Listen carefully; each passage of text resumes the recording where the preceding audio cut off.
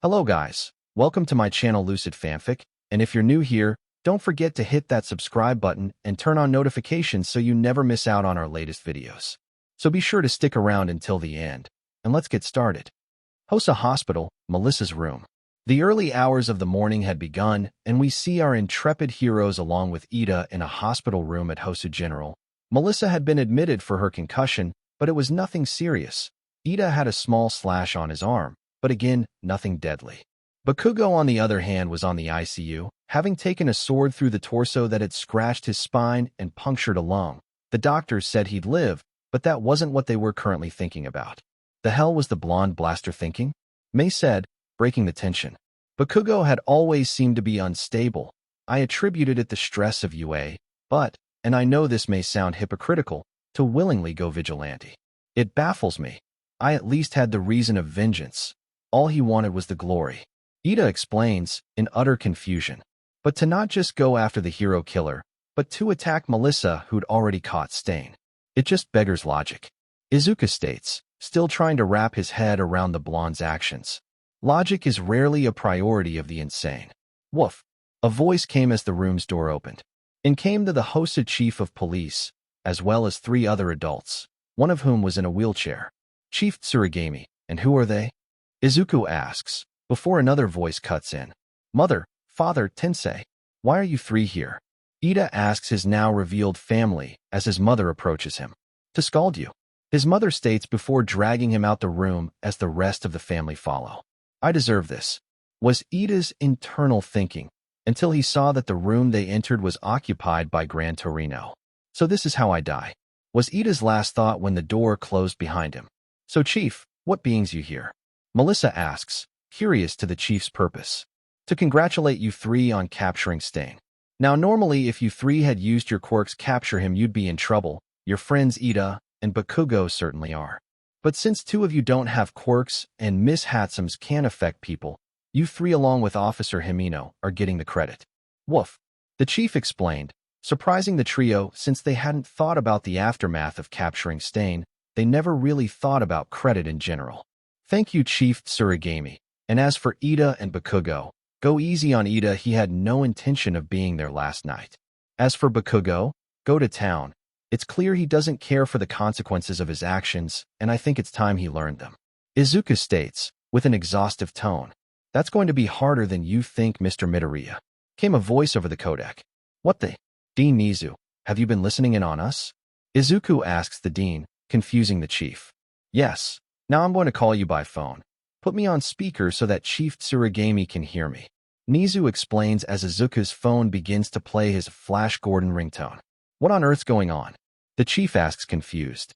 Apologies, Chief Tsurigami. I merely wanted to speak with all 4 of you, and this was the most effective way. Nizu explains over the phone. Ah, Dean Nizu, good to hear from you, old friend. What is it you wanted to talk about? Woof.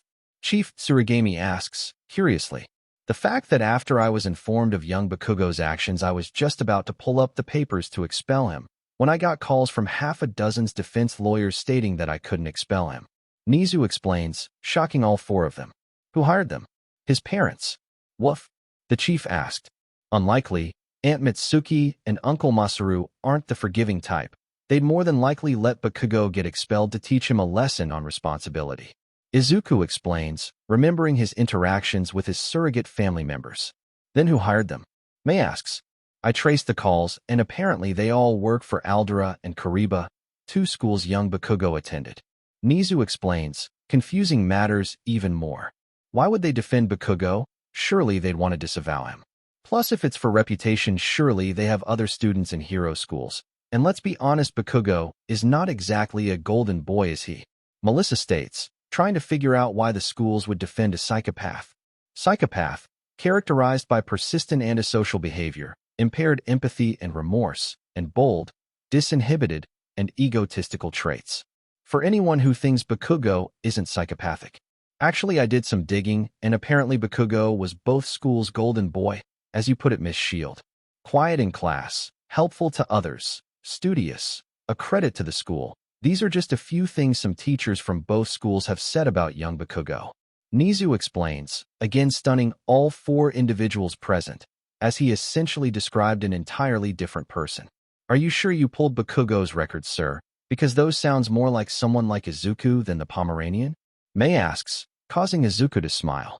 These are indeed Bakugo's records, Miss Hatsum.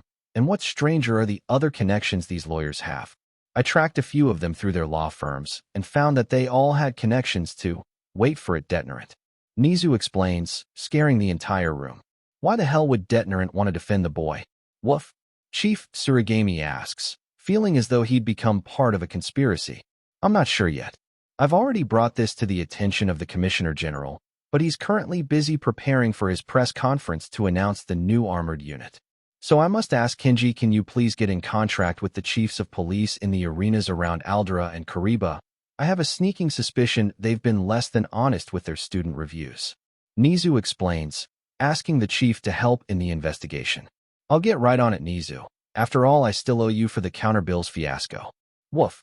Chief Surigami replies as he leaves the room. Anything we can do, sir? Melissa asks, still wrapping her head around this strange conspiracy.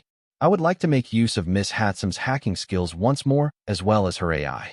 Nizu states, she's all yours, as well as her AI. Melissa replies, giving May a smile which she reciprocated. Thank you for the information, sir. See you later. Izuku states before ending the call, just as the door opened again. Who was on the phone? A voice asked from the doorway. Oh hey Ida, Ida's brother. May says as Tenya and Tensei enter the room. Hello Hatsum. I too would like to know who was calling. Ida states, Nizu was just giving us some news. You'll learn when we go back to UA on Monday. Melissa explains as she rises from her bed. Oh, then I eagerly await the information.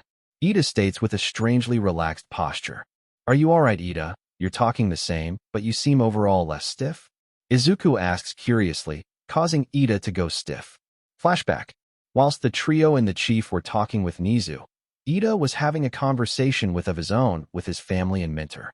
Tensei had yelled at Ida for 5 minutes straight about how he had scared the living daylights out the family when they got the call informing them that Ida had been in a confrontation with Stain. His parents then scalded him, hugged him, grounded him at the dorms for 3 weeks, hugged him again, and then let him speak. Ida explained how he had initially wanted to avenge Tensei, but through Torino's teaching, he'd learn it would be in vain and bring nothing. So he was fine with letting Stain be caught by others. He then told them how the only reason he was in the alleyway was because of a series of events beyond his control, except for one. He willingly ran toward the cry from help. Then it was Torino's turn to scald him, and he began with what else?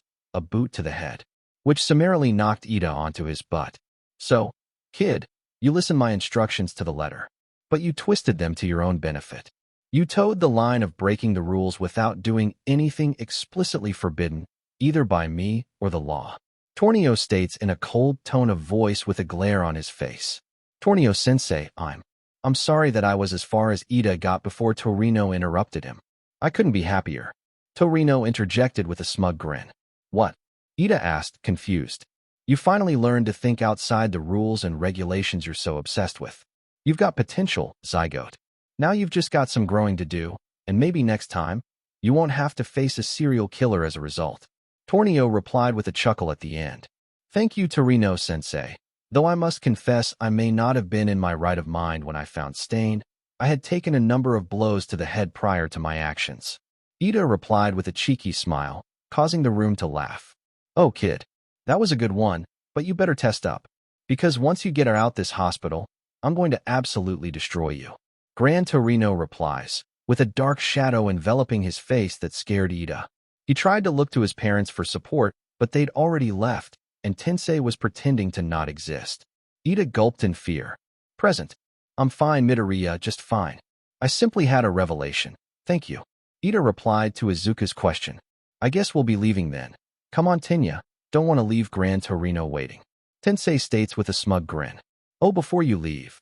Ingenium. Is it okay if I call you that? I'm going to call you that. But we may be able to help you with something. Izuku explains, fumbling his words a bit.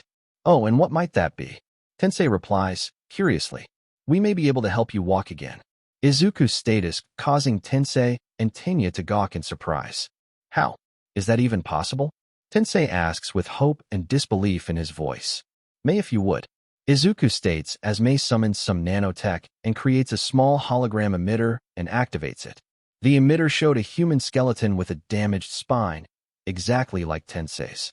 However, the damaged part had a strange device attached to it, and the skull had another strange device also. The device on the skull is a neurotransmitter, and the spinal implant is a receiver. We believe that when implanted into your body, the transmitter will send your brain signals for walking to the spinal receiver and allow you to walk again. Melissa explains, as the brothers gawk in surprise. You really think that this will let me walk again? You're absolutely sure? Tensei asks, with hope in his voice. 96% sure. This will be the first surgery like this, ever. Melissa explains, in half-truths of course, since they replaced Kaminari's entire spine just a week and a half prior. We'll also need permission from your parents and a written consent form from yourself and Genium. Izuku states, hoping the ex-hero agrees. Come on, Tenya, we need to speak with Mom and Dad. Tensei states, as he spins in his wheelchair, grabs his brother and rushes down the hall. The trio of them look at each other and laugh at the stark difference between the siblings. Hosa Hospital, ICU.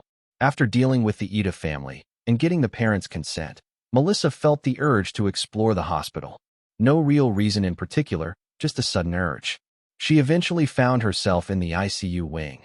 She felt a feeling of bittersweetness as she looked at the nanophase that hid her robotic arms. 6 years, and still those memories haunt me. Melissa thought to herself as she remembered the psychos who torn her limbs off when she was 12 and how that led to her getting her cyber limbs. Then suddenly, fate turned. Melissa heard yelling from one of the rooms and decided to investigate. Initially, she thought it was the Bakugos arguing like how Izuku told her they often did, only to find a room with the name Nana Karaboki on the patient name slide. She pressed her head against the door to listen and using her extremis enhanced hearing. What she heard brought her to tears.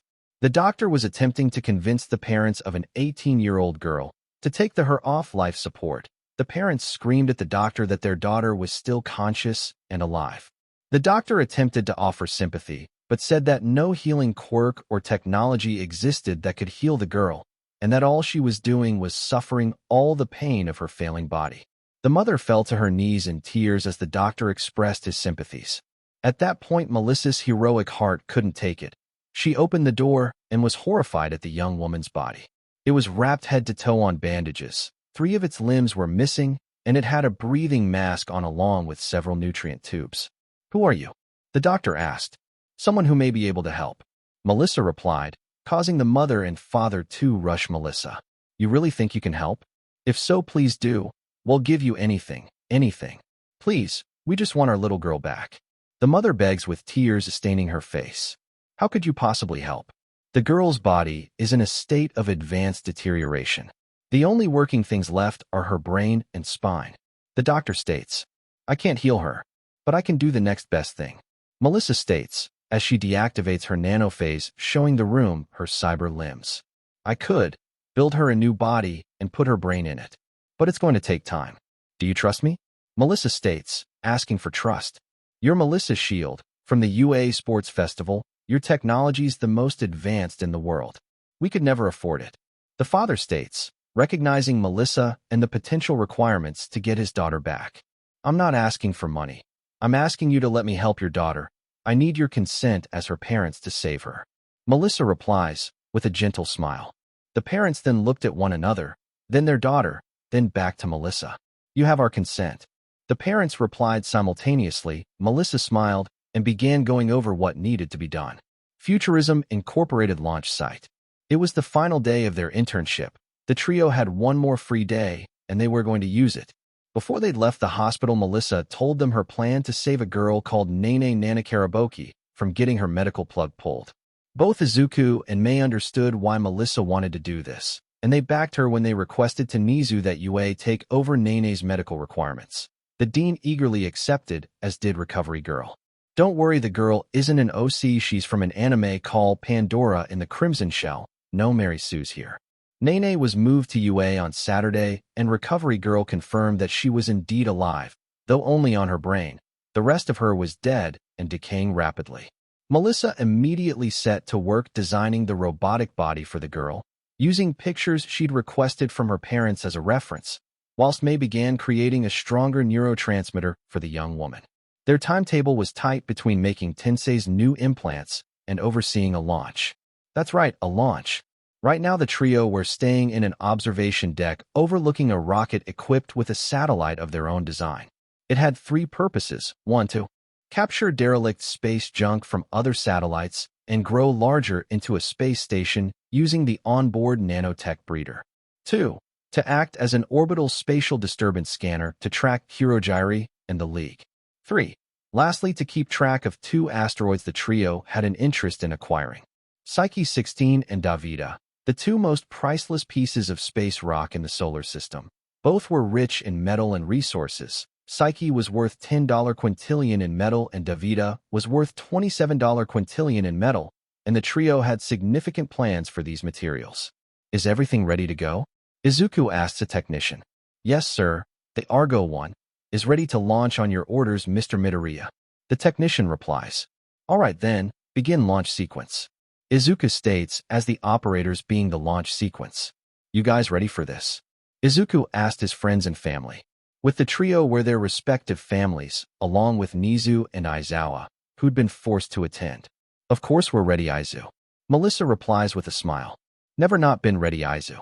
May replies with her own smile. Behind you all the way, sweetie. Inko insists as she takes immense pride in her son and surrogate daughters.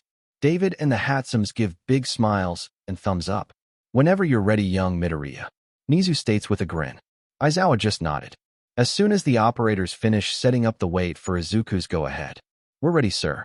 An operator states. All right then, begin countdown. Izuku states.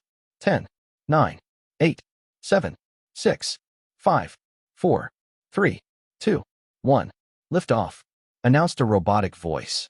The rocket launched, using its repulsor jet to blast into the sky at Mach speeds. In a mere 7 minutes, the rocket broke atmosphere and the trio had done it. They'd put mankind back in space after 200 years. The 3 families celebrated along with Nizu, and begrudgingly Aizawa. LOV base. Ever since his defeat at All Might's hands, AFO had only known bad days. But the days he had to endure Tamura's tantrums were touted amongst the worst. And today was unfortunately one of those days. Tamura had enthusiastically turned on the TV to listen to the news panic and watch the carnage his Nomas unleashed on repeat, only for the news to barely acknowledge it. Instead, they spoke of Stain's capture and how it was at the hands of those 3, the ones who killed his previous anti-symbol of peace and humiliated him at the USJ. The news also spoke of a new police squad using armor made by Futurism Incorporated and how the Commissioner General would be holding a press conference on Monday to talk about it. They then announced that the company had recently launched a new satellite to locate mineable asteroids and salvage space junk. An interesting prospect. AFO thought to himself as he witnessed the rocket's launch on the monitor. Hirojiri voiced his concerns that maybe the satellite had the same portal interference technology the trio used at the USJ and may be able to track his Quirks usage. Tamura dismissed this arrogantly, though AFO saw the fear as valid. Perhaps a signal interference quirk will be necessary should they find this base. AFO thought to himself, as Tamura continued to whine. Finally the news spoke of the Nomu, and Tamura got excited. Yes, this is it. Tell me, you smiling fools, just how scared you are of the League of Villains. Tamura thought to himself with a sadistic grin. And in other news, 3 creatures known as Nomu attacked Hosu. The Night Stain was caught. According to both the police and UA, they are artificial monsters with multiple quirks. Should you see one, call heroes immediately. The 3 that attacked Hosu caused significant collateral damage, though thankful there were only light injuries and no fatalities, thanks to the brave actions of the heroes present. It is also believed that the hero killer, Stain, may be in league with the creators of these creatures, the League of Villains, as one of them attempted to save him during his capture, though this is only speculation currently. And now over to MS Nakamura with the weather. The news anchor announced, all in an incredibly calm tone of voice, showing no fear at all. Tamura was furious. How dare they treat our attack as they would a C-class villain attack, and no fatalities. How did no one die, goddammit? And brave heroes, my ARSE, they're nothing, Tamura screamed at the top of his lungs, as he began to wreck the bar and destroyed the TV. AFO had seen enough, He cut his view of the bar and continued to watch the news. Then something caught his eye. In other news, UA student Katsuki Bakugo accused of vigilantism.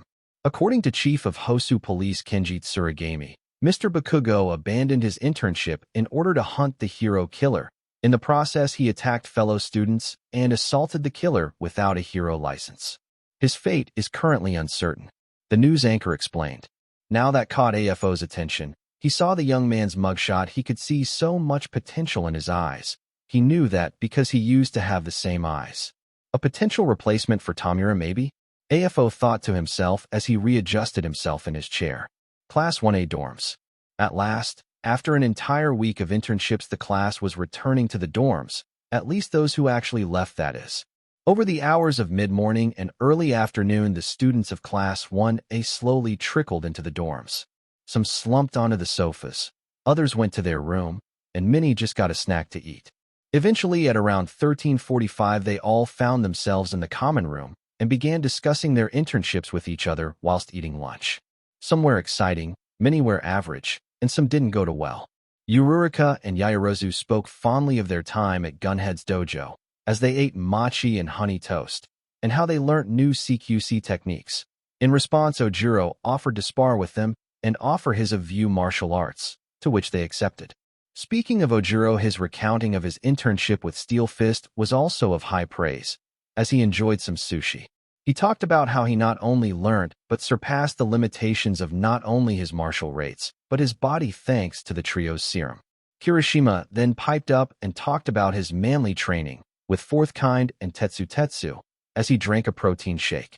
Though to most of the class it sounded less like training and more like community service, though Ida did praise Kirishima for his efforts to the community. Shoji then took his time to vent to class about TDK and how utterly unfit to teach the man was. Most of what Shoji learnt was self-taught over the week, which turned out to be weapons combat. Apparently, he learned from online lessons. After Shoji's vent, Hagakure and Aoyama took their turn to talk about their time with Lady Spectre whilst munching on cheese sticks and finger sandwiches. Apparently, despite Aoyama's quirk, not firing an actual laser, both Lady Spectre and Hagakure could use their light abilities to interact with it, implying the charged particles acted like light, but still possessed mass.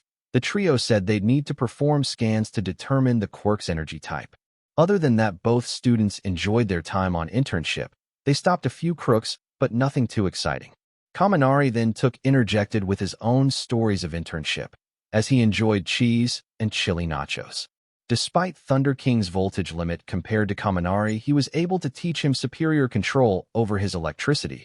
Kaminari could now better control not only his output, but the electricity's direction and even shape to a limited degree. Sue then took her turn, whilst enjoying a turkey sandwich. She, as bluntly and as unceremoniously as possible, told them a harrowing tale of how she helped Selkie and his crew stop an illegal deal of the Japanese coast. She got numerous shocked faces, though whether it was for her actions or how she told the story was a dividing factor. Jiro spoke up next, and much like Shoji, she took her time to vent. Despite Death Arms being a recent CQC teacher, his ego really pissed Jiro off. It took nearly the entire class to calm her down. Zero then, through a mouthful of udon noodles, told the group about his internship. Apparently, Spider Queen was a nocturnal heroine due to her, let's say, distressing appearance. But despite that she was a great teacher, she taught Zero how to have superior awareness of his surroundings to help with his swinging. Even without his new helmet, he could swing rather efficiently now apparently. Todoroki was so invested in eating his cold soba, he couldn't hear anyone ask how his internship went. The information they got was from Midoriya, who informed everyone of Shoto's name change from Todoroki to Himura, due to family reasons, and asked them not to ask too many questions. Shinso was then encouraged by Melissa to talk about his internship with Aizawa, so he put down his octuple espresso and talked. Surprisingly, Aizawa showed the bare minimum of emotion to be considered enthusiasm during his training of Shinso. He taught him infiltration techniques, knife fighting, CQC, interrogation, and detective skills. A set of skills that would sound exciting, if only they were spoken by someone with charisma. Speaking of charisma, Mina then stepped up, after finishing some orange chicken, to talk about her internship with Backdraft. She didn't end up fighting in thugs or villains, but she did help put out several small fires using her most neutral acids, and she got a high score in a shooting gallery using her acid guns. Strangely, Tokoyami was quiet about his internship, choosing to instead indulge in his apple pie. So Dark Shadow talked instead. Whilst Hawks was an excellent mentor in teaching the Dark Duo how to fly effectively, he asked a lot of strange, almost rehearsed questions, specifically about the Genius Trio and their technology. This worried the class and made them think that the HSBC might want to get their hands on the trio's technology or at least try and copy it. Though Tokoyami eventually spoke and revealed something else. Hawks had the air of not only someone who was lonely, but the air of someone filled with regrets. This put the class on a bit of a mood, so someone broke the tension with a sledgehammer. Melissa, May, what was it like fighting the hero killer? Ribbit, Sue asked, with no attempt at subtlety, causing everyone's heads to turn. And what about those Nomu and Hosu also? Was the League working with Stain? Mina asked frantically, wanting drama. And what about Bakugo? Did he really go vigilante and attack you guys?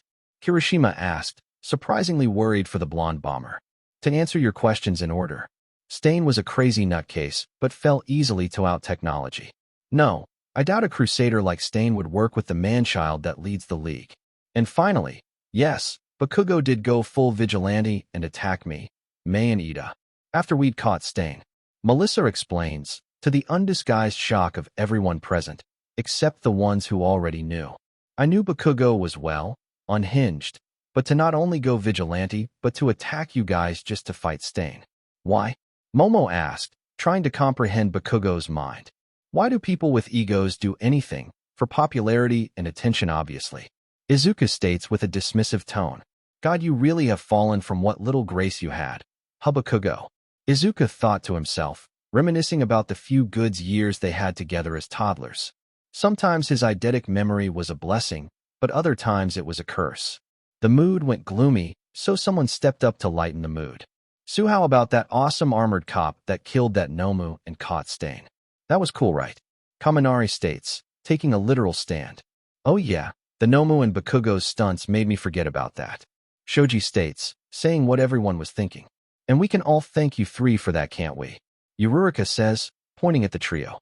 I think it's best we let the Commissioner General explain. Izuku replies, touring on the TV. Outside Tokyo City Hall. Commissioner General Kiyoshi Goro wasn't one for outbursts of emotion, but right now he felt like singing. With Futurism Incorporated's help and armored suits, he could finally put the police back on the board as a true force for justice.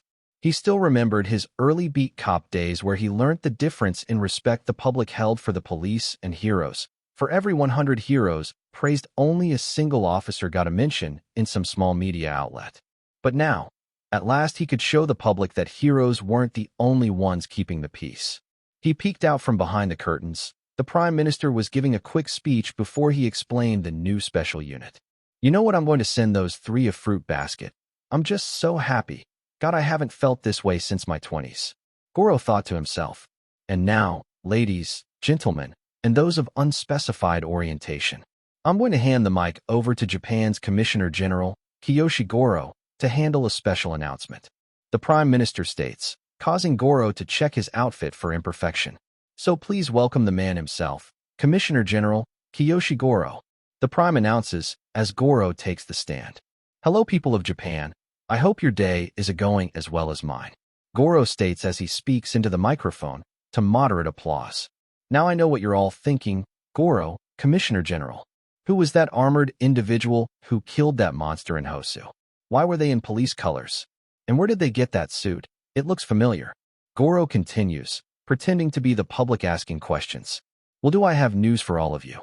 I, Commissioner General Kiyoshi Goro, am pleased to announce a new anti-villain task force, made up of the best in policing all across Japan. My friends, show yourselves. Goro announces, and with the utterance of the last part, a strange noise was heard. The public all look up to see several humanoid figures descending from the sky. 10 figures land, 5 to the Commissioner General's left and 5 to his right. Then their helmets retract to reveal 10 officers of the law. Witness the members of the new anti-villain task force. Captain Miyake Jun, Lieutenant Miyagawa Ko, Sergeant Nagao Ryo, Sergeant Hochiguru, and officers. Obi Hideo, Nanaka Iwao, Yamauka Atsushi, Araya Kieko, Takashima Setsuko, and Nishida Himino, the first members of Japan's newest task force against villainy. Goro announces with fervor and joy. As you can see, each lawman is equipped with a powerful suit of armor, thanks to a deal with Futurism Incorporated. These keepers of the peace are the latest addition to the Japanese police force, capable of not only assisting heroes against villains, but fighting them on their own. Goro explains with gusto and charisma, causing the public and the journalists to begin taking amongst themselves. Now, any questions? The Commissioner General asks with a large smile. Over the next 30 minutes, Goro answers question after question, on topics such as taxes needed for upkeep, to their requirement in society, to a question from a notorious journalist Chitose Kazuki, who asked if the Commissioner General was planning on tiring Japan into a police state, a powerful question. Goro answered honestly. The new squad was to deal with open villainy like heroes do, as well as join other task forces on things such as drag busts. But other than that, their purpose was primarily the same as the police special forces teams. This answer seemed to sate the notorious journalist, too easily one might add, but still the questions continued. This is going better than I'd ever hoped. I just hope I can convince the trio to sell the government more suits. Goro thought to himself, as he answers a question of police brutality. Life was good for now. Class 1A classroom. The week's classes were about to resume. However, the students were told that they'd be told some significant information at morning roll call, which had a few students excited, though some were still trying to process the Commissioner General's speech from the day prior. I wonder what we're going to be told, Jiro asked. Likely something to do with our upcoming finals, Momo states, causing numerous headed to turn in shock. Apparently a few students had forgotten about finals. Maybe we're getting a new classmate. What with Bakugo going vigilante? Maybe someone from Gen Edition Shinso states, causing many in the class to consider the blonde's fate. That decision has yet to be made, seeing as the class still consists of 20 students. Aizawa states as he enters the room, with Bakugo at his heels, looking more sullen and angry than usual. The class was confused, but didn't know what to say. Thankfully, one amongst them was good at breaking tension. Didn't Bakugo commit vigilantism? Why is he here and not in jail? Ribbit, Tuss asked, shattering the silence like glass. In response, Bakugo looked like he was going to throw a wobbler at Tsu, but surprisingly he restrained himself and looked away with clenched teeth. To answer your question, Ajui, Bakugo did in fact commit vigilantism, something that does normally land someone in jail. However, he apparently has someone's favor, someone with enough power to pull 7 lawyers to get the charges dropped, on conditions that is. Aizawa explains, causing the class to look stunned. Who could blame? Someone actually liked Bakugo that wasn't his family. What were the conditions? Ida asked, still surprised he was let off for unintentional vigilantism. Yet here was Bakugo escaping justice for actual vigilantism. He has to not only keep his temper under control, but he must also pass the finals with flying colors. Oh, that reminds me, your finals are in 2 weeks. Don't forget to prepare for those. Aizawa explains, dryly as ever. Bakugo then took his regular seat, looked out the window, and sulked for the rest of roll call. Oh, and one last thing. Today's heroics class is at Field Gamma. Don't be late, or you're expelled. Aizawa states as he begins taking roll call. After roll call ended, the trio, Momo, and Ida then found themselves surrounded by like half the class begging more help.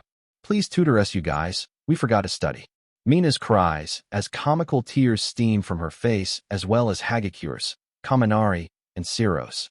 Yeah, please you guys, you gotta help us. Kaminari begged, as he got on his hands and knees, followed by the others. You've all been going to your classes, right? Then how are you going to fail? Todoroki asked dryly. Whilst that was happening, Kirishima decided to approach Bakugo. He'd been trying to befriend the blonde all term, and studying sounded like a good idea for manly bonding, as he put it. Hey Bakubro, you want to study together? Help each out? Kirishima asked the blonde, only to be summarily ignored. He tried 2 more times before giving up and asking if Momo would help him. As he left, Bakugo simply turned his head and glared, Kirishima, at the trio, at the whole class. Losers, the lot of you. When I ace my finals in 2 weeks, I'm going to show you all why I'm the next #1 hero, and why you're all nothing but extras in my story. Especially those 3. Bakugo thought to himself. As he looked at the genius Tronas, they accepted the pleas of their fellow classmates, as scenes of violence enter his mind.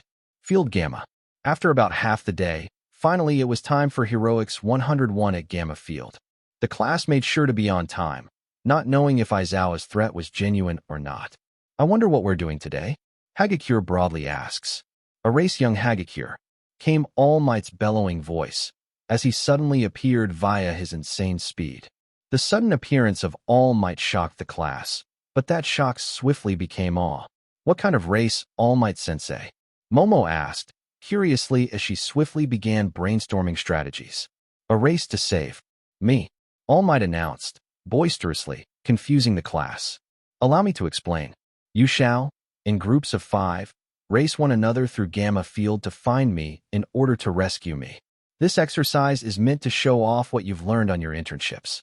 The number 1 explains, before hitting a button that activated a screen behind him. Team 1. Monitor. Soundwave. Mindtaker. Prismatica. Amino Acid. Team 2. Celsius. Cellophane. Quicksilver. Froppy. Tentacle. Team 3. Tsukuyami. Armory. Martial Tail. Creati. Shining Knight. Team 4. Mechalady. Superalloy Redshine. Uravity. Thunderstruck. Blaster. Team 1 was of course up first. As the 5 selected students lined up, the viewing class members made bets on who would win, and whilst Ida did try to swiftly stop this, he just as swiftly stopped, took a deep breath, and surprisingly joined in. Basically everyone bet on Midoriya, though strangely enough Kaminari did bet of Jiro. In the end, though, the winner was obvious. Izuku's ability to fly at high speeds above Gamma Field's industrial landscape. He easily won the race. Followed Mayashido, then Hagakure, then Shinso, and lastly Jiro. When they all returned to the observation deck, Midoriya was very humble about his victory, and most of the other racers were accepting of their place, other than Jiro, who looked dejected. So both Kaminari and Momo made an effort to cheer her, to varying degrees of success. Next up, Team 2 took their positions. Unlike the first race, this one had competition between Tsu's wall crawling and tongue, Siro's tape, Ida's speed, and Himura's skating prowess and firepower. The competition was 4-way. Unfortunately for Shoji, no one bet on him. In the end, Siro showed off the skills Spider Queen taught him and won, followed closely by Tsu, then Himura, then Ida, and finally Shoji. When they all returned to the observation deck, Siro was a bit of sore winner. The others merely made comments about improving, and Shoji was on brand in his humbleness in his lose, saying he would simply work on his speed. Kirishima called him manly for his humbleness in defeat, which surprised no one.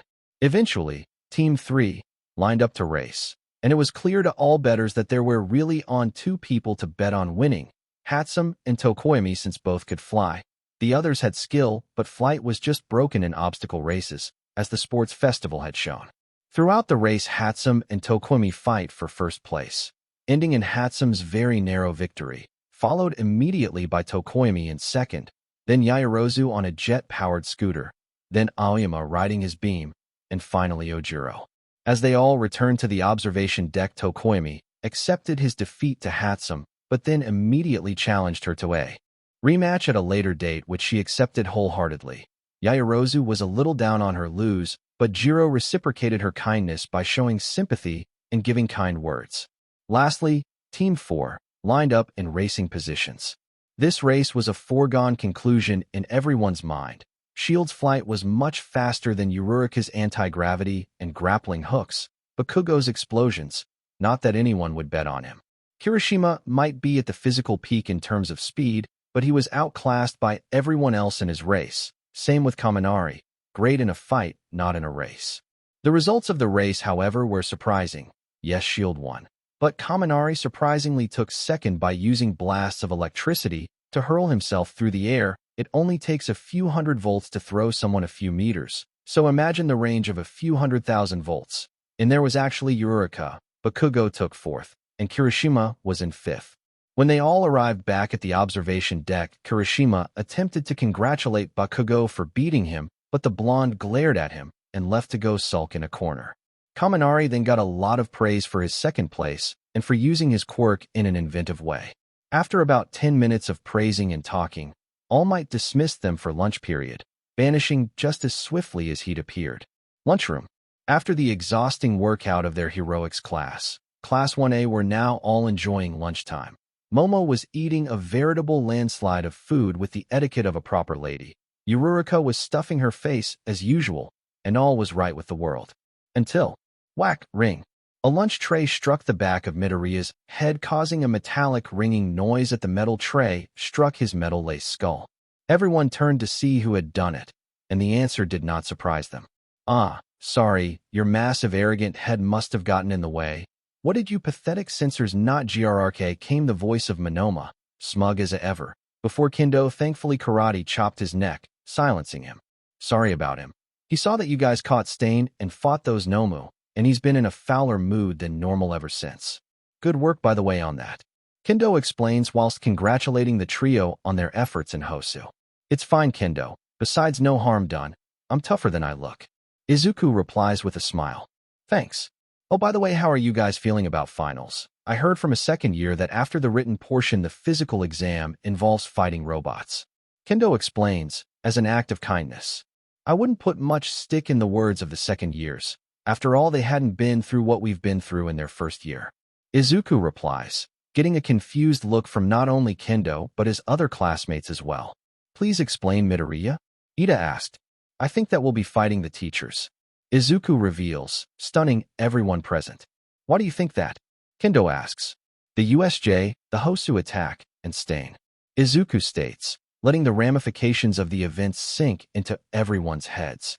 "Oh no," was the omnipresent thought in everyone's minds as they realized their finals just got a lot harder. UA, teacher conference room. Whilst the first-year students were preparing for their finals, both mentally and physically, the teachers were facing their own challenges. Now, initially the planning session on who would face who was easy, until they got to the trio and Bakugo, both of which possessed their own problems. For one thing, any team with any of the trio would likely win effortlessly due to the trio's intelligence, technology, and skill, none of which they could limit since the test was meant to force the students to their limits with everything at their disposal. So finally, after dozens of solutions were suggested and rejected, Aizawa spoke up. "All of us fight them, plus a little extra," Aizawa suggests, causing every head in the room to turn to him. "Don't you think that's a little excessive, Aizawa? They're just first years." Hound Dog states, "They're not just first years. They're the strongest first years in the history of this institution. Think about it. Midoriya's suit has a force field that can repel anything, and his Gilgamite limbs can match All Might holding back. Shield's suit can be augmented to counter any of us with specific equipment. Hatsume's suit can shapeshift to counter any enemy. And along with all that, they're all martial artists, and likely all have access to those anti-quirk cubes and tracker cuffs. Even with the little extra I suggested, I think they'd still come out victorious."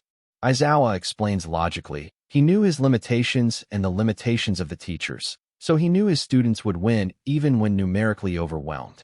"And what would this little extra be?" Ectoplasm asks curiously. Additional pros brought in to challenge the trio's limits. Aizawa explains, causing conversation to break out amongst the teachers. Eventually, Nizu's voice silenced all conversation. "I agree with Aizawa. Midoriya, Shield, and Hatsume have all proven themselves extraordinary students with technology beyond even my intelligence. Aizawa, I'll put you in charge of acquiring the pros you think will push the trio to their limits. Any questions?"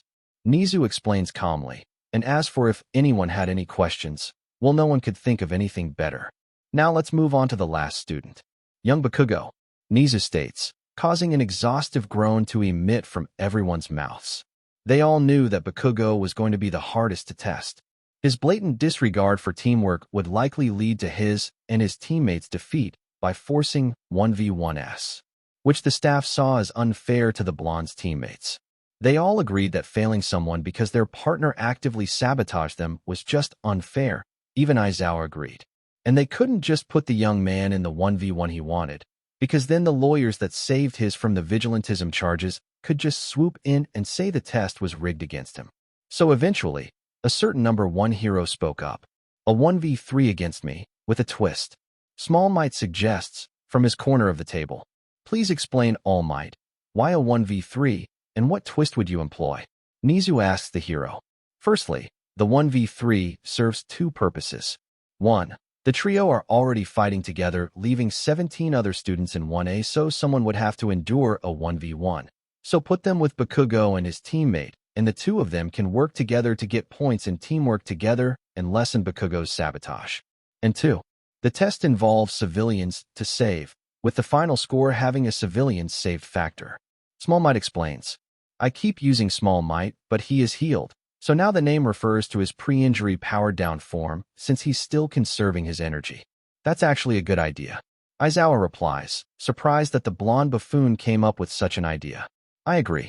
It not only ensures that the other students can be judged fairly, but the lawyers can't say the test was rigged, as young Bakugo now actually technically has an advantage in the test. Nizu explains, now just two things remain. Who will partner with Bakugo, and where do we get civilians? Snipe asks, his American accent syncing perfectly with the Japanese language. Tashinori was so jealous of the cowboy. I believe I know just the people to ask. Small Might states with a smile.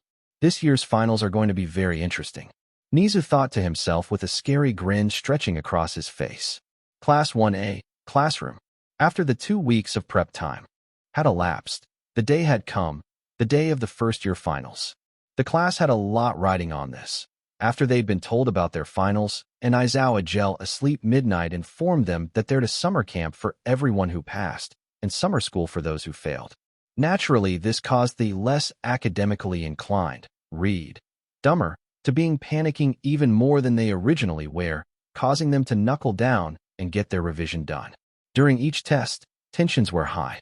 Each student had tests based on their majors, heroics, and for the trio, an extra one on support equipment. But not only did each major have a written test, but some had practical tests too, just like the heroics course. English and Japanese only had written portions, 2 booklets filled with questions, 2 8 markers, 2 16 markers, and a 132 marker per booklet. The entirety of the English booklet was written in English and required the tester to write their answers in English. The same was true for the Japanese booklet, except it was all in and required Japanese. Mathematics also only had a written portion, a calculator booklet, and a non-calculator booklet. Each had 50 questions, each worry a variety of points. Art history had both a written and practical element for those who chose it. The written portion required the tester to pick between 3 pieces of art from history and wrote about their origin, context, significance, purpose, and place on modern society. Whilst the practical portion gave the testers 3 hours to create a piece of heroic art. History was another test that had only a written portion. It covered the first 50 years of Quirks in Japan with 2 8 markers, 2 16 markers, and a single 64 marker. Support had both a written and practical test, though the practical had actually begun 1 week ago. The written portion was rather straightforward, 60 questions on workplace safety, marketing, material science and engineering, and lastly economics. The practical had, as mentioned previously, begun a week ago to allow the students to create a new piece of support equipment or a new device. Many of the other support students threw their backs out making their practical pieces. The trio, however, had a backlog of equipment blueprints to create, so chose one each. Melissa created a new type of super strong artificial muscle she called Myanmar. I recently read a bunch of Battletech and Armored Core lore. May showed off a new moisture collector for arid and desert environments. And lastly, Izuku presented a stable hydrogen fuel cell he said would be perfect for vehicles like cars and trains. This naturally caused the other support students to simultaneously feel envious and proud. Finally, heroics, of course, had both a written and a practical test. The written part was similar to the entrance exam tests, in that it was easy for anyone with a heroic mindset and selfless personality. Naturally, a certain blonde struggled. As for the practical, UA, finals testing site. Many of Class 1's members were still mentally exhausted from their written exam, but now was not the time for crying about headaches. Now was the time for action. So, how do you guys feel you did on the tests? Tokoyami asks as he adjusts his wing pack. Super confident. Thanks to Midori, Melly, and May, I feel like I got everything right. Mina explains with her usual boundless enthusiasm. Some questions were definitely more difficult than others. Zero states, as numerous doubts about his answers filled his head. Whilst the class was conversing about their mental trials, one blonde was seething. Shut the hell up, you worthless losers. Those tests were easy. Just proves that I am the only person worthy of being here. Also, what the hell was wrong with that heroics test? Saving civilians, avoiding property damage, talking villains down. That thing doesn't matter. All that matters is beating the bad guy.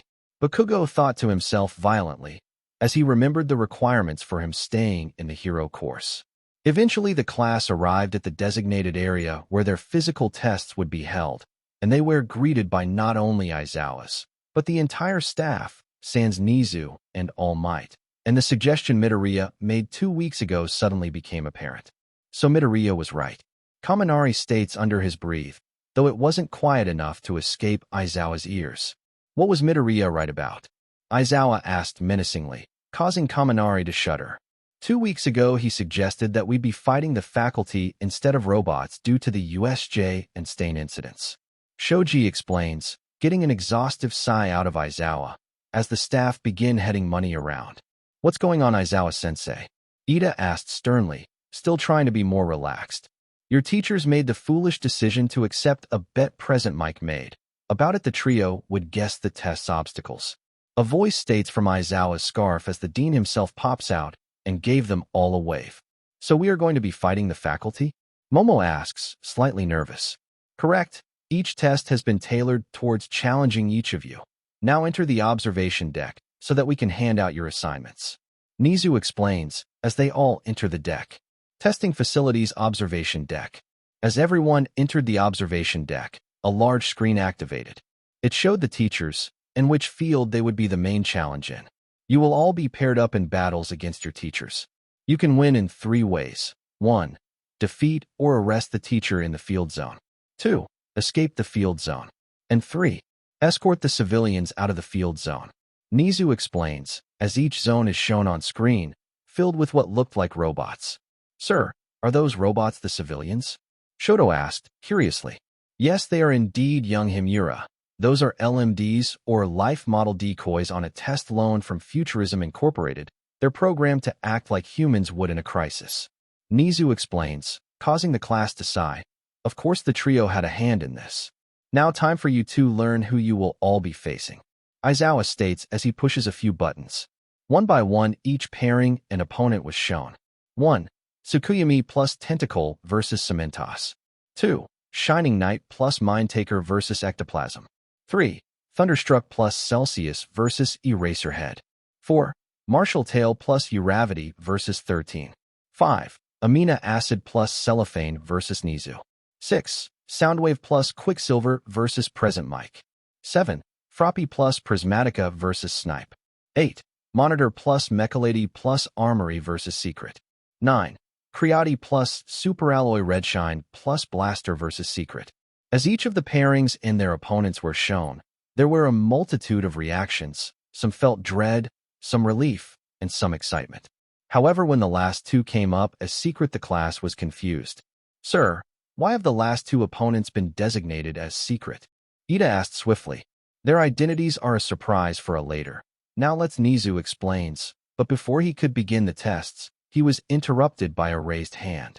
Yes, young Midoriya. Nizu states as he sees Izuku's hand. What equipment are the participants allowed to use with the tests? Izuku asks.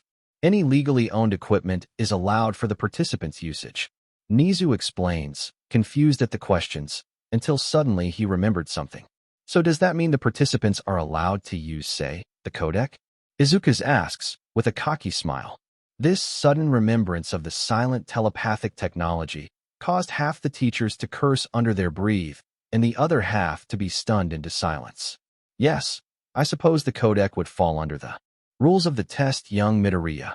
Nizu replies, as he mentally curses himself for forgetting such an important detail. It's not like he didn't use his own codec all the time, so how did he forget? What a mystery. Moving on, I believe it's time we begin the tests. Cellophane and Tentacle, please prepare yourselves. Nizu explains, as the 2 heroes and Tracing leave for their preparation room, and Cementos walks towards the urban area they would all be fighting in. Cementos versus Tsukuyami plus Tentacle. After 10 minutes of preparation, the duo eventually entered the recreation of an urban area, the concrete jungle stretching before them. During the 10 minutes prep time, they had forged a plan of success. They would use Tokoyami's Blackwing drone to scout ahead to locate both any potential civilians as well as Cementos himself, save any civilians, and then make their way towards the villain.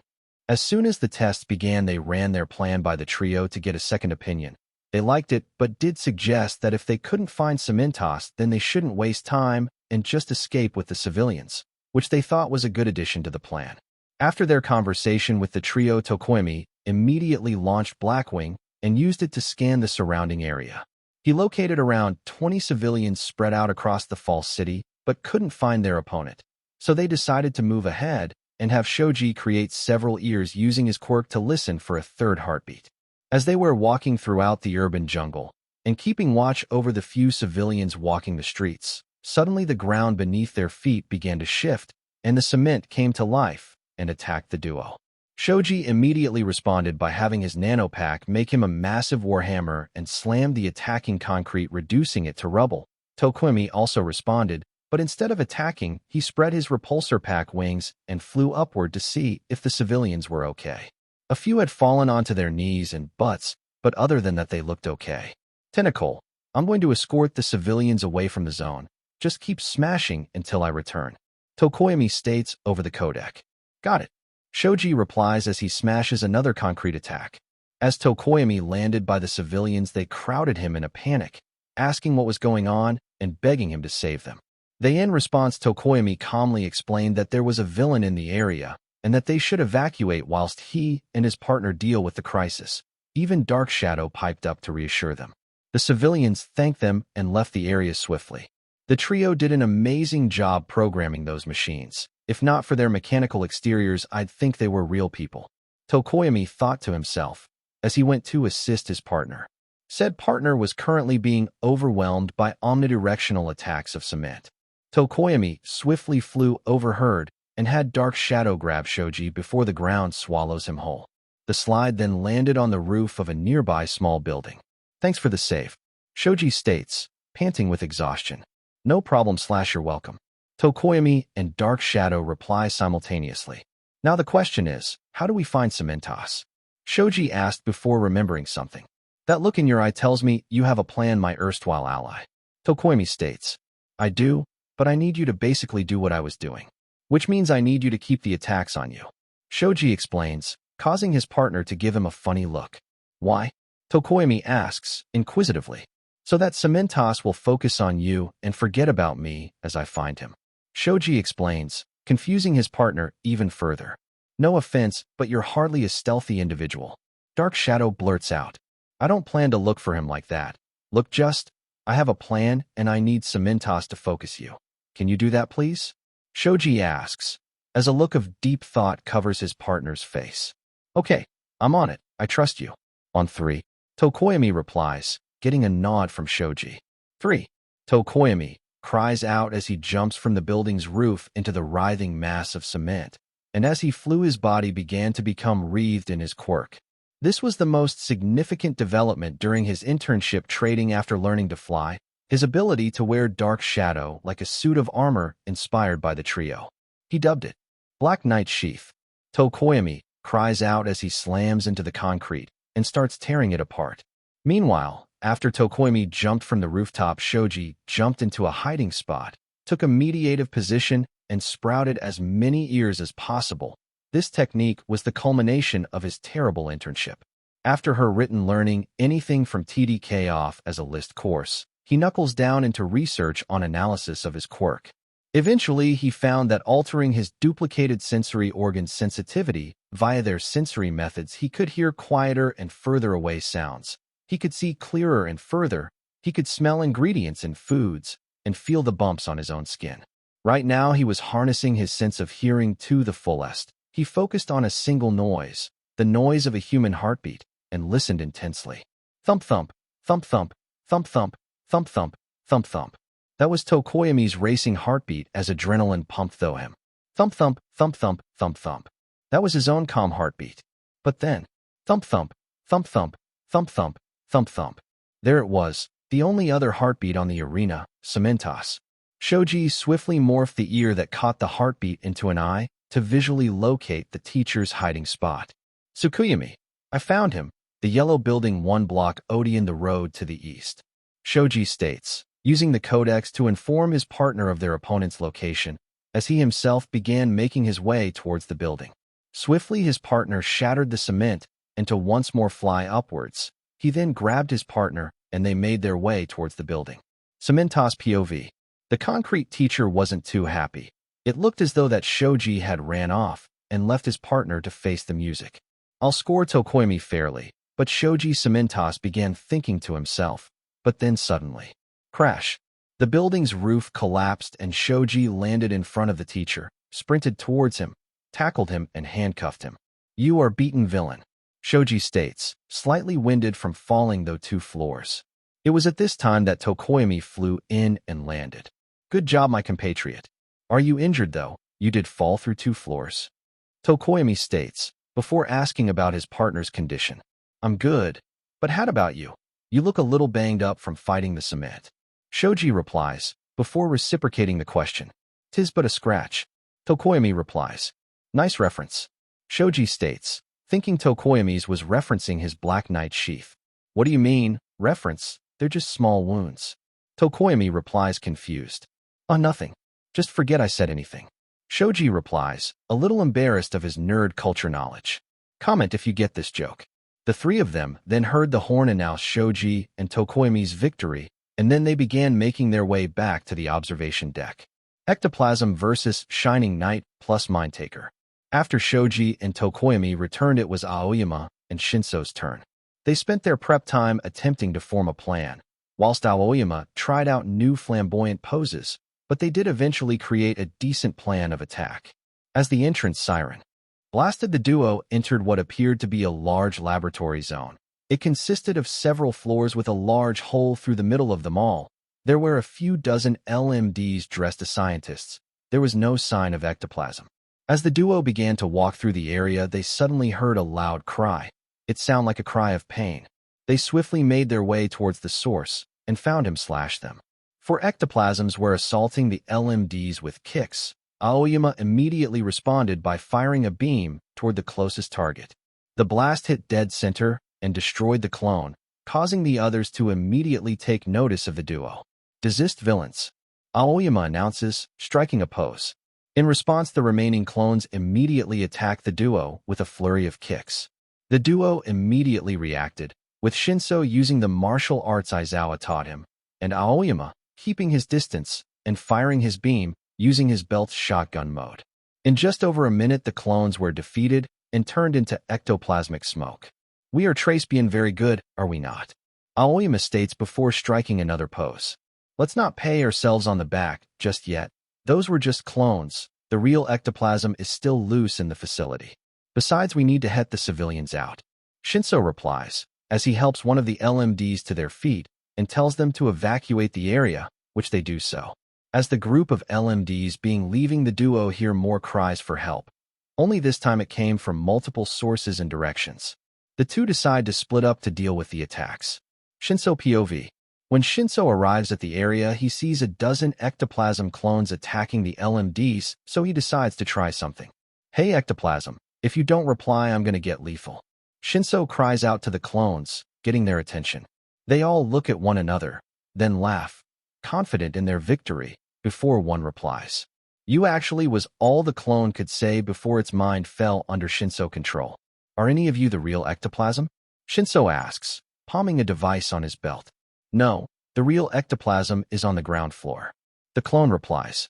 Good, that means I don't have to hold back. Shinso says to himself as he draws a cylindrical stick from his belt. Then, whoosh. Oh, and clone, knock your fellow clones for me, would ya? Shinso states, causing the clone to start attacking his fellow clones. Shinso then charges with the lightsaber Izuku gave him. This action, combined with the mind-controlled clone, allowed Shinso to cut down all the clones with ease. Buffet was tiring. Now just one loose end, and we're done. Shinso states, as he wiped sweat from his brow and impaled the mind-controlled clone. Hey Shining Knight, the real ectoplasm's on the ground floor. Meet me there, and we'll double-team him. Shinso informs his partner over the codec. That may prove more different than you think, Mindtaker. I'd suggest looking over the railings. Aoyama replies, confusing Shinso and making him look over the railings. What he saw turned his blood to ice. Well, Shinso states to himself, as an enormous shadow cloaks him. Aoyama POV. Meanwhile, whilst Shinso was dealing with his clones, Aoyama was also dealing with Ectoplasm's clones whilst assisting civilians in their escape. Now one might think that firing a potent beam weapon into a crowd of civilians would be a terrible idea. However, Aoyama had training. During his internship with Lady Spectre, he'd learned not only the new limits of his quirks, thanks to the trio's serum, but he'd also learnt superior aim and a martial art so legendary and flamboyant, it would not only dazzle his enemies, but bring hope to the innocent. The Way of the Warrior's pose, a fighting style Lady Spectre created, it combined constant posing with CQC and short-ranged energy blasts. Whilst the pro hero shot light energy from her palms, Aoyama had to adapt the fighting style to focus on his navel, and after days of intense training he'd done it. He'd mastered the art of pose fighting. When the clones charged him, Aoyama responded with a flurry of poses and beam attacks. A kick to head was dodged in counters with a knee slide and upward blast. A jump kick was responded to with a hip thrusting blast, and a surrounding maneuver was reacted to with a pirouette and blast full power. The clones couldn't predict the flamboyant hero's movements, and swiftly they were all defeated and disintegrating. All except one. One fell opponent left. A single radiant blast shall slay you, foul villain. Aoyama states, striking a powerful pose. Oh really, hero? If you're confident, then try and catch me. The clone states menacingly, as it hurls itself over the railing. Aoyama swiftly leaped over the railing, and what he saw scared him to his very core. Manju, my god, Aoyama states in a petrified tone, as a giant shadow looms over him. Null POV. Within the center of the complex rose an enormous ectoplasm clone looming over the two heroes in training. Immediately it attacked, biting down on the railings close to Shinso, who was on the higher floor. However, despite the daunting odds in front of them, the two heroes did not lose heart and immediately formulated a plan to counter the giant. Shining Knight, I have a plan. Shinso announces over the codec, dodging another bite. My life is in your hands, Mind-Taker, but be swift about it.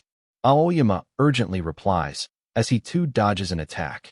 You blast this thing with all your might to keep it distracted, whilst I descend the levels to kick ectoplasms, but can you do that? Shinso explains in a hurried tone. Yes. Aoyama replies, as he immediately begins blasting the beast with a relentless barrage of beams.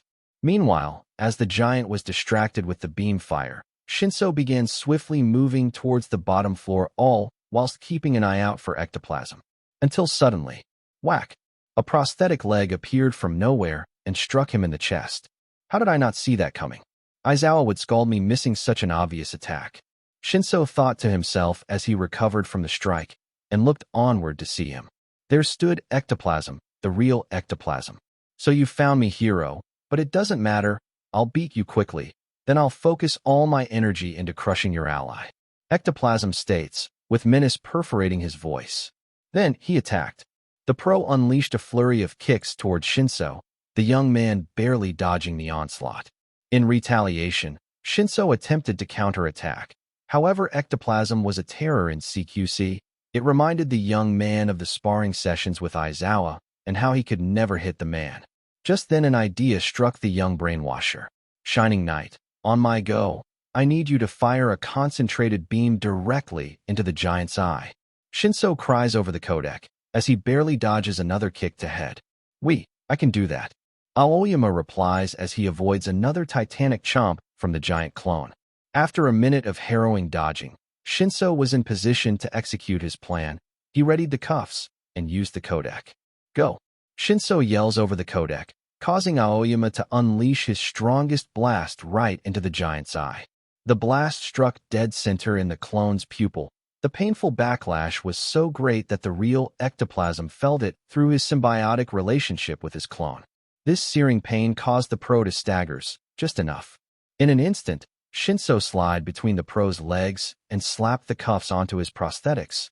Then when he was on the other side, he pulled the link, causing the hero to fall flat on his face. The siren announcing the duo's victory blared. After waiting for Aoyama to descend the levels, ectoplasm spoke. Good job, you two.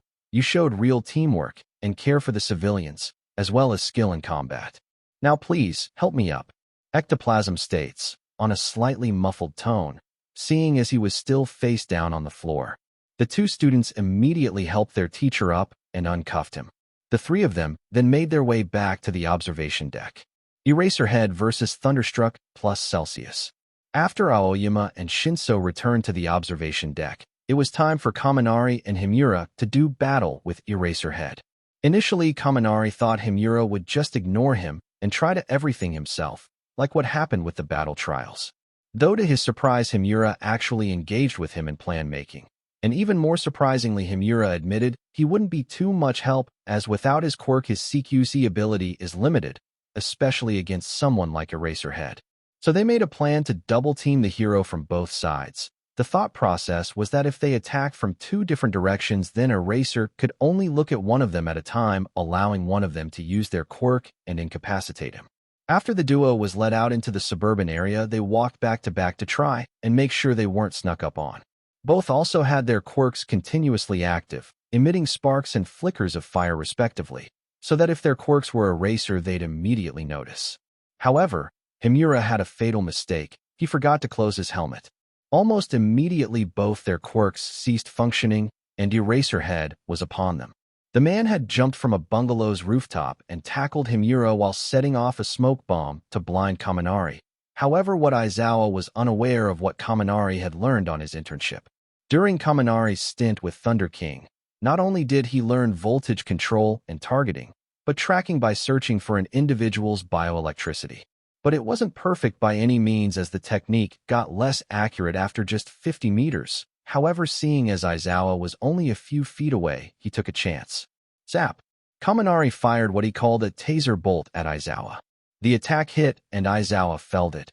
As soon as he felt the electricity, he retreated into the alleyways, only suffering about half the attack's effect. Hey Celsius, you okay? Kaminari asks. I'm fine. The suddenness of the attack caught me off guard. Where Eraserhead? Himura answers, upset at how easily he was almost defeated. He booked it into the alleys after I tossed him. He's probably hiding and preparing an ambush. Also, where are the civilians? Kaminari replies, curious as to the absence of civilians. They're all either inside the houses or further onto the area, which means I can't just freeze the roads and skate around without potentially affecting a civilian. Himura replies, trying to think of a victorious plan. Doesn't mean you can't just summon ice beneath your feet to search. Wait, that gives me an idea. Kaminari states, surprising his teammate. What is it? Himura replies, you go to your lone wolf thing to lure out Aizawa, whilst I tail you in the alleyways, and when he jumps either of us, we use the codec to alert each other and get help from one another. Kaminari explains, in a surprising twist of increased intelligence, which causes Himura to pull a face. What, you don't like the plan? Kaminari asks, nervously. I'm just surprised at how smart the plan is. Himura replies, almost as bluntly as Tsu would. No need to be cruel, dude. Kaminari replies as he pouts. The duo then begin the plan, with Himura going on ahead after the duo stage a fight in the middle of the street rather loudly. Whilst Himura skated along using his boots' retractable skates, Kaminari followed behind, ducking in and out of alleyways. The plan seemed to be going smoothly. However, their opponent wasn't just some guy. They were fighting Eraserhead, and to him this plan was child's play. After about 7 minutes of skating, a bundle of caltrops were thrown by Eraserhead, and they got caught on Himura's skates, causing him to somersault forward onto the concrete. Immediately, the young man beamed, spouting flames to mask himself, and called Kaminari over the codec. Whilst Himura was spouting flames, Eraserhead made his move on Kaminari, locating and attacking the young man swiftly. Kaminari tried to defend himself with electricity and physical attacks, only be swiftly defeated and bound in Eraser's scarf. Did you really think that obvious plan would work? Eraser asks, dryly. Not really. Kaminari replies, with a grin that confused Eraserhead. Then suddenly, whoosh, a bout of flame entered the alleyway, but this attack wasn't meant to injure Eraserhead. It was meant to force his dry eye to act up and force him to blink. In that moment, Kaminari unleashed his quirk's might through Eraser's nanotube scarf. The conductive material led all the way back to its user, and pumped 100,000 volts through the man's body, immediately knocking him unconscious. The announcement came declaring their victory. After this, Kaminari freed himself from the now lessened bindings and saw Himura at the alleyway entrance. "He almost got us. Why'd you take so long to find me?" Kaminari asked. "I had to check each alleyway. The codec doesn't tell us geographical locations." Himura replies dryly, as the duo pick up their unconscious teacher and begin leaving. "Oh right." Kaminari replies as he assists Himura. 13 versus Martial Tail plus Uravity. When Kaminari and Himura returned, it was time for Yurika and Ojiro to face 13. The two of them spent their preparation time wisely, coming up with a plan to defeat the black hole user. When the duo entered the arena, they saw very few civilians, but at the center was surprisingly 13 themselves, just standing there menacingly. Almost immediately, 13 popped all 10 of their finger caps together, allow for full suction, the force of which caught the duo off guard, but it was at the end for them. Yurika shot her grappling hooks into the ground to anchor herself, whilst Ojiro whipped his tail onto a Morningstar configuration and slammed it into the ground to anchor himself. In response to the battle's start, all the LMD civilians began evacuating on their own, which was a relief to the duo, as they weren't currently in a position to assist them. Martial Tail, remember the plan. Yurika states over the codec as she de-anchors her left arm's grappling hooks and fires them forward to begin slowly making her way towards 13. On it, Uravity, just be careful. I don't think the trio can resurrect the dead. Ojiro replies, with confident tone of voice and a joke that got a nervous laugh out of Yurika. When Yurika got within around 30 feet of 13, she did showing that almost gave the pro Riku's hero a heart attack. She unhooked all her grappling hooks and let the suction force pull her in. In response, 13 freaked out and lifted their arms to prevent Yurika's death, only for Yurika to use her springs to jump over 13's heads and fire her hooks again. And after using her helmet to make some calculations, said hooks got caught in the force, but due to the height, they didn't have enough time to fall inward and instead latched onto 13's wrists. When Yurika landed, she pulled the cables and forced 13's arms up. It was then that Ojiro stepped in. With a flick of his tail, his Morningstar blunted, and he swung it, striking 13 right in the gut. The force of the blow knocked 13 out cold, and may have caused them to evacuate their lunch into their helmet. The siren announcing history blared, and the two heroes in training went to assist 13. "Nice swing, Ojiro," Yurika completed, as she pulled one of 13's arms over the shoulders. "You too, though I should warn you, 1 in 333 stuntmen die during their stunts, so please don't do that again. You gave me, and more than likely 13, heart attacks," Ojiro replies, as he pulls 13's other arm over his shoulders. Yurika just gives him a smug grin as they leave. Nizu versus Amina, acid plus cellophane. After Yurika and Ojiro's harrowing victory against 13, it was time for Mina and Siro to face Nizu. Two of the lowest intellectually ranked students were about to face one of the smartest people in the world. Though despite being ranked close to the bottom of the class in terms of academic ability, the duo still cooked up a best plan they could. They knew Nizu wasn't going to fight them face-to-face in CQC. He was going to fight them on an intellectual level using strategy. When the duo entered the arena, they saw that there weren't any civilians around, surprisingly, and the reason why swiftly became clear. Crash. A large chunk of debris was struck from one of the buildings, landing on a car and flattening it. Crash.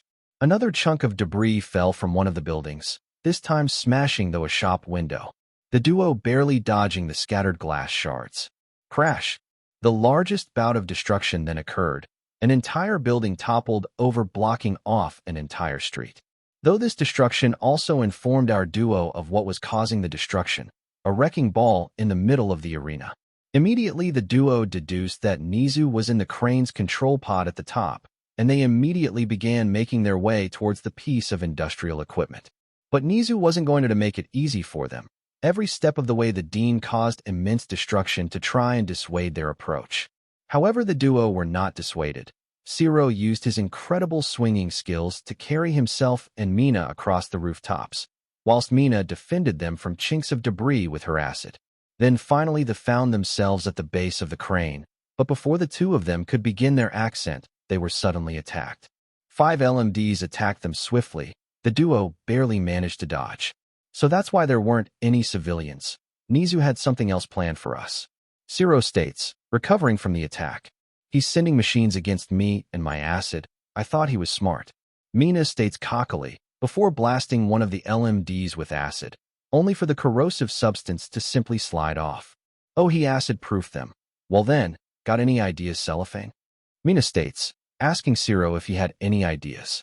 You start climbing, I'll deal with the bots. Zero states confidently. What? Why? Mina asks, confused at Zero's words. Because we only need to capture him. If we waste our time fighting these machines, then we may not have enough time to climb the crane and grab Nizu.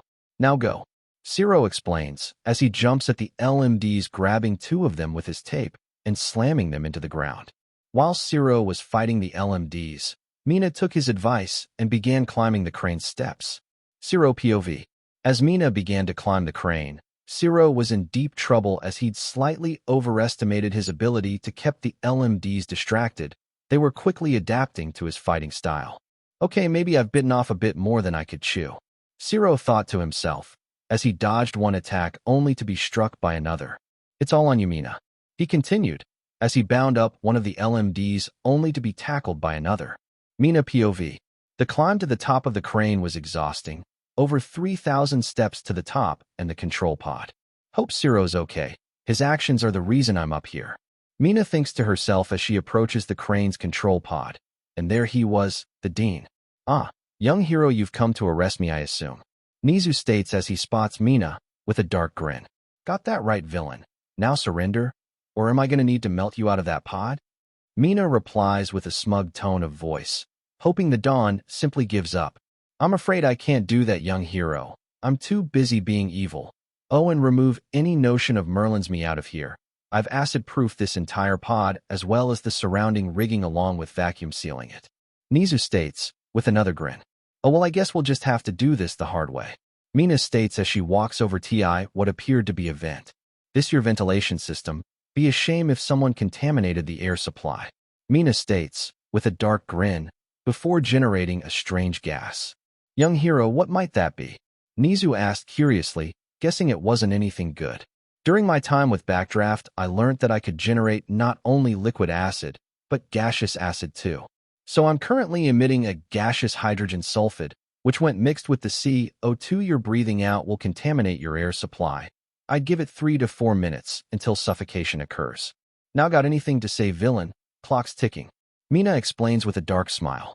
I don't know if what I just said was scientific. I preferred physics and biology over my chemistry classes at school, and I'm a historian by trade, so please don't hold it against me. I surrender. Nizu states, swiftly opening the pod from within.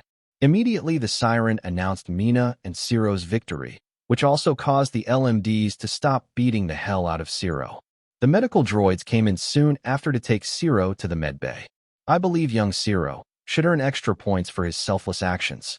The dean thought himself, as he saw the young man being carted off. Present Mike versus Soundwave plus Quicksilver. After Zero and Mina's victory against the dean, it was Jiro and Ida's turn to face the university's resident noise maker Present Mike.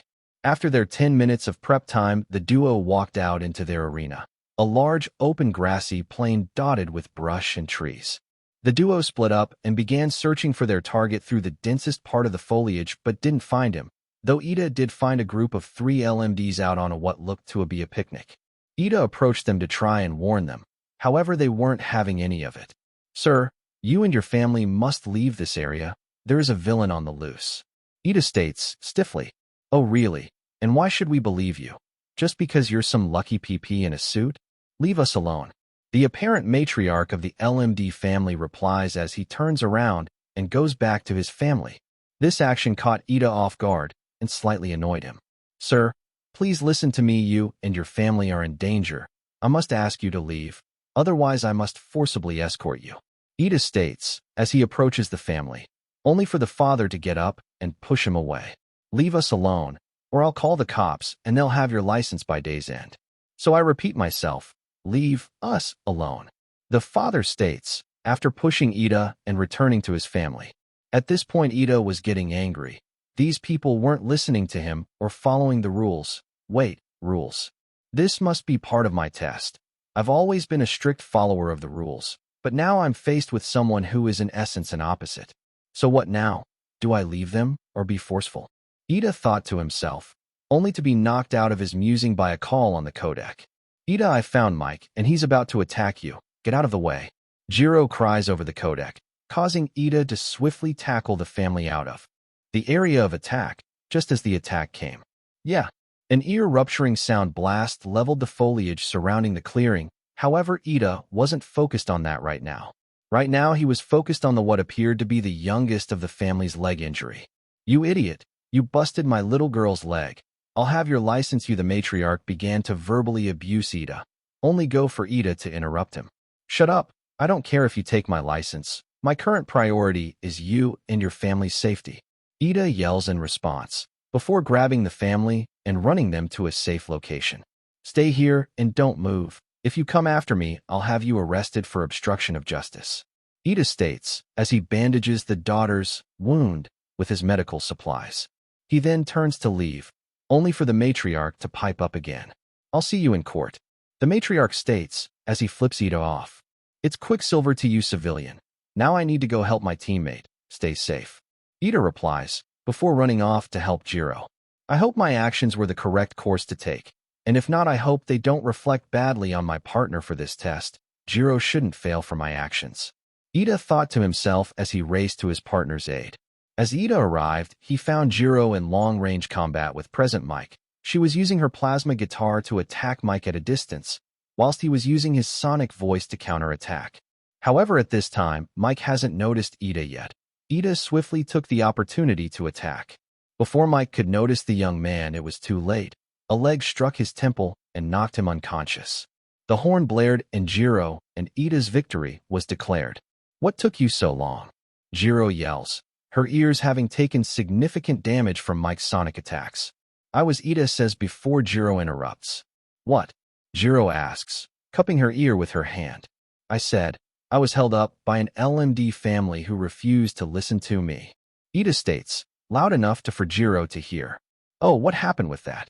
Jiro replies, I'll tell you when your ears have healed. Ida replies, as they begin walking back to the observation deck. What? Jiro asks, as she follows Ida. Snipe versus Froppy plus Prismatica. After the defeat of present Mike at the hands of Jiro and Ida, it was time for the last of the revealed tests. Azui and Hagakure would face Snipe. The final plan was discussed and approved amongst the two, and thus the duo entered the arena. It was a large open facility filled with enormous stone pillars. There were civilian LMDs on scaffolding dotted around the arena, and at the enemy of the faculty was a large set of steps that led upward to a large platform, and upon that platform was Snipe, staring at them. Immediately, the Japanese cowboy opened fire with his custom revolver, whilst using his homing quirk to lock on to his targets. In response, the two heroines duck behind cover, as several rounds embed themselves in the stone pillars. This was unexpected, but it shouldn't affect the plan that much. You ready, Tsu? Hagakure asks, as she activated her invisibility.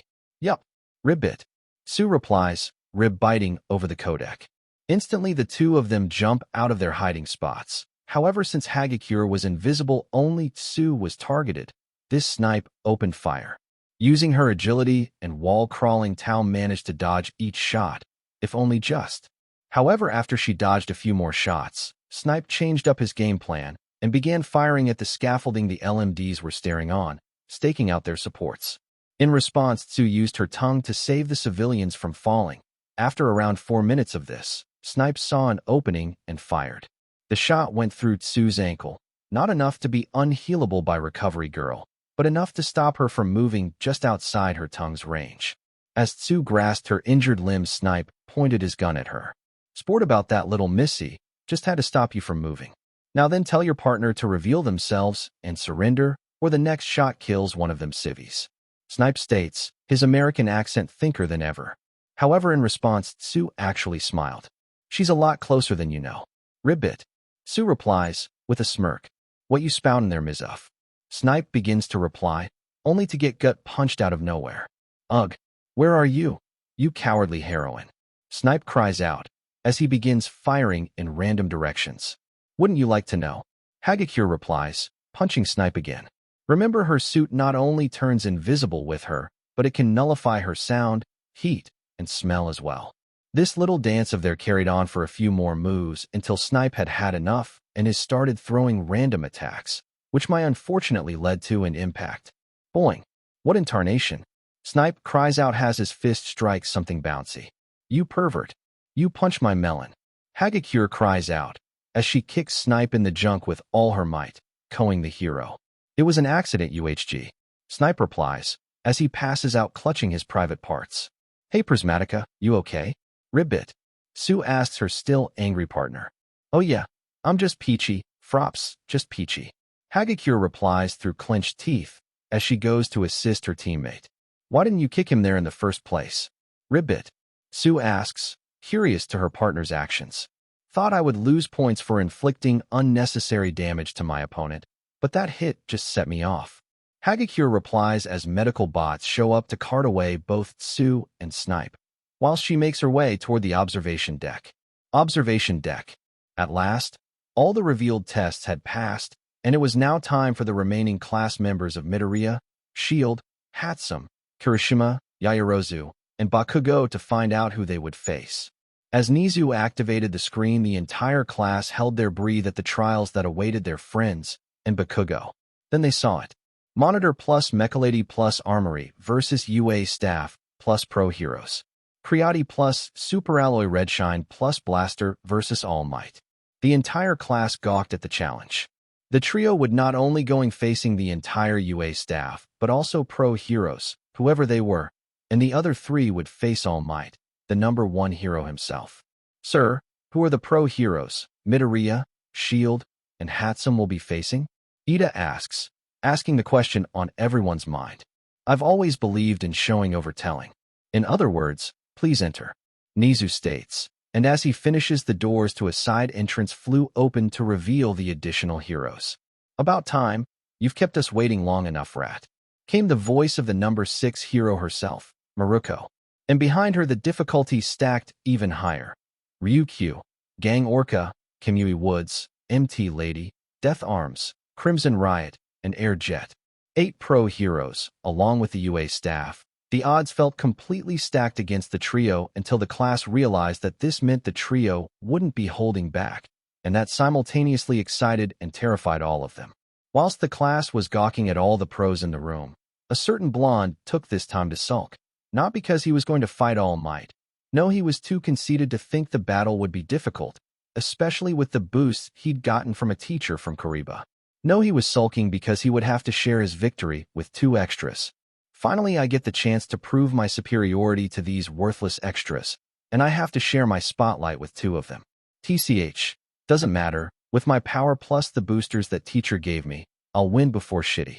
Hair and Bimbo even get a chance to fight.